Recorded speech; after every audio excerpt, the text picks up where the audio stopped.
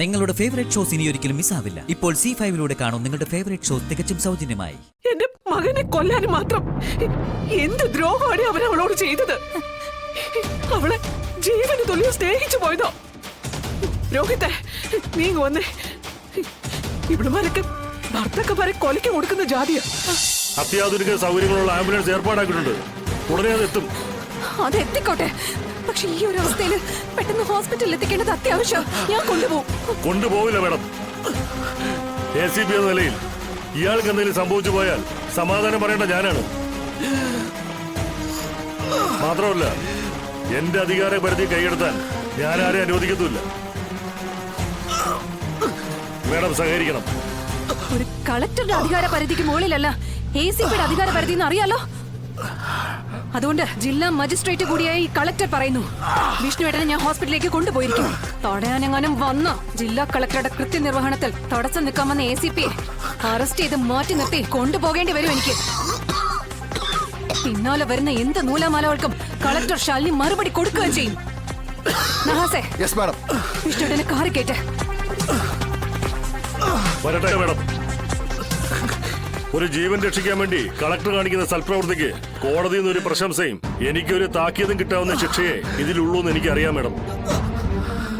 പിന്നെ നിയമം നോക്കിയാണ് മാഡം മുന്നോട്ട് പോകാൻ ഉദ്ദേശിക്കുന്നെങ്കിൽ സർക്കാർ ജീപ്പ് കിടക്കുമ്പോ മറ്റൊരു വാഹനത്തിൽ ലോക്കപ്പിലെ പ്രതിയെ കരുതുന്നത് തെറ്റല്ലേ മാഡം?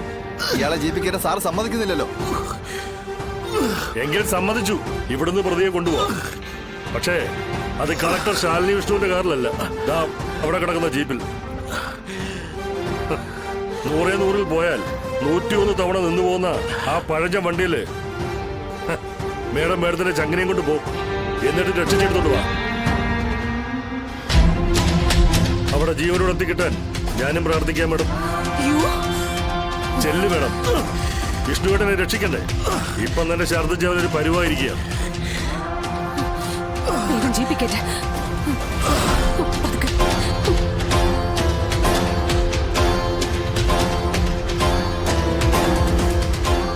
ചന്ദ്രബോസേ, ഈ പോക്ക് വിഷ്ണുവേട്ടനെ ജീവനോടെ തിരിച്ചു കൊണ്ടുവരാനുള്ള പോക്ക് തന്നെയാ. തിരിച്ചു വന്നിട്ട് നമ്മൾ തമ്മിലൊന്ന് കാണും. അപ്പോഴും എന്റെ കൂടെ ജീവനോടെ എന്റെ വിഷ്ണുവേട്ടൻ ഉണ്ടാവും. ഒരാൾക്കും ഞാൻ എന്റെ വിഷ്ണുവേട്ടനെ വിട്ടുകൊടുക്കില്ല, മരണത്തിന് പോലും.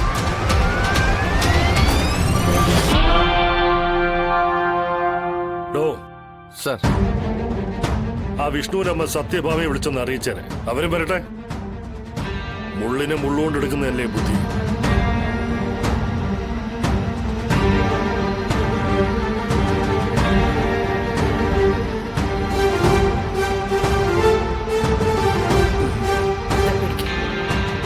രാഘവട്ട, ഇപ്പൊ ബുദ്ധിമുട്ട് തോന്നുന്നുണ്ടോ? എനിക്കൊരു കുഴപ്പമില്ല. വിഷ്ണുവിന്റെ കാര്യത്തെക്കുറിച്ച് ഓർത്തുള്ള ആവലാതി മാത്രമേ ഉള്ളൂ. അവനെന്തെങ്കിലും കഴിച്ചോ? എന്തെങ്കിലും ബുദ്ധിമുട്ടുണ്ടോ? ഒന്നും അറിയില്ലല്ലോ. രാഘവേട്ട, ഞാൻ എന്തായാലും അവിടെ വരെ പോകാനിരിക്കുക. രാഘവേട്ടന് മരുന്നുണ്ടോ? വയ്യ. എന്റെ കുഞ്ഞ് ലോക്കപ്പിൽ കിടക്കുന്ന കാണാൻ എനിക്ക് വയ്യ. അത് കണ്ടു നിൽക്കാനുള്ള മനക്കെട്ടിന്ന് എനിക്കില്ല ഭാമേ.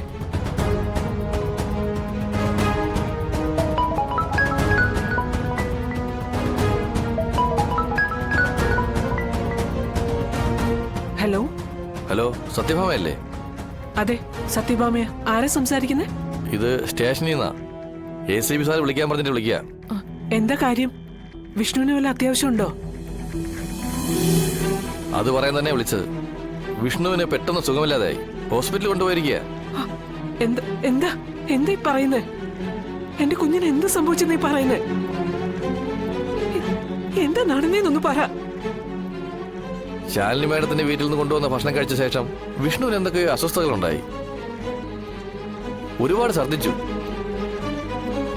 ഛർദ്ദിക്കുന്ന മുഴുവൻ ബ്ലഡാ. അയ്യോ മതി, എനിക്കിനി ഒന്നും കേൾക്കണ്ട. എന്റെ കുഞ്ഞിനെ കൊന്നു. അയ്യോ, അവരെന്റെ കുഞ്ഞിനെ കൊന്നു. എന്താ സത്യമേ? എന്താ ഉണ്ടായേ? നീ കാര്യം പറ ഭാമേ. ഇനി എന്തു പറയാനാ? ഇവളുടെ വീട്ടുകാർ ചേർന്ന് നമ്മുടെ വിഷ്ണുവിന് വിഷം കൊടുത്തു.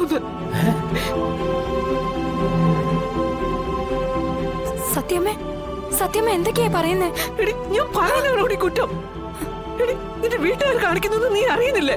ഭാമി കിടന്നൊച്ച വെക്കാതെ കാര്യം തന്നെ പറ. രാഘവേട്ട, ഇവളുടെ കുഞ്ഞേച്ചി ആ ശാലിനി അവളുടെ വീട്ടിൽ നിന്ന് കൊണ്ടുവന്ന് ഭക്ഷണം കഴിച്ച് നമ്മുടെ വിഷ്ണു രക്തം ഛർദ്ദിച്ച് ഹോസ്പിറ്റലാണെന്ന്. പൊന്നരിച്ച് തലയിൽ കയറ്റിയവളെ അവന്റെ കാലിലായിട്ട് അടുത്ത് കൂടിയേക്കുക. ഈ കാണിച്ച സ്നേഹമൊക്കെ ആ കള്ളിയുടെ അടവായിരുന്നു.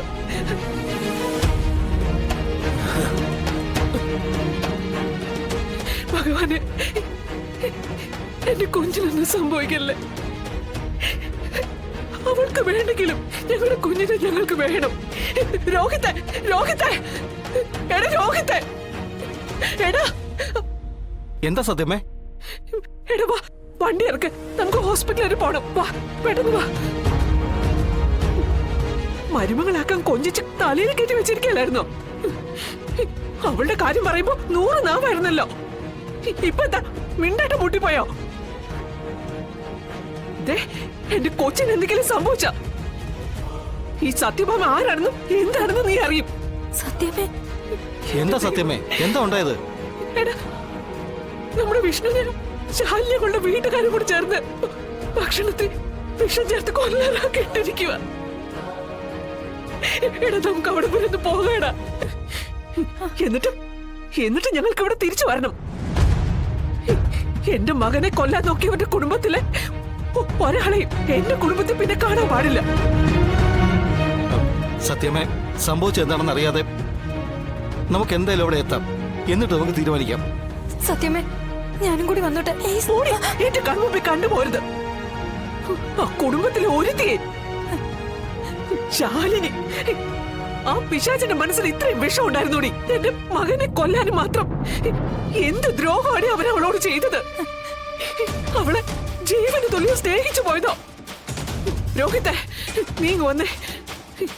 ഇവിടുമാരൊക്കെ ഭർത്താക്കന്മാരെ കൊലയ്ക്ക് കൊടുക്കുന്ന ജാതിയാ. അല്ല, നിനക്കെപ്പോഴാ വിഷം കലക്കി തരുന്നെന്ന് ആര് കണ്ടു? വാടാ എന്റെ കൂടെ, നമുക്ക് പോവാം. വാ ഇങ്ങോട്ട്.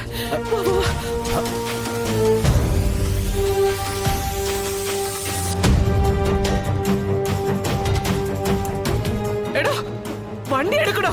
വണ്ടി എടുക്കപ്പെട്ടെന്ന്.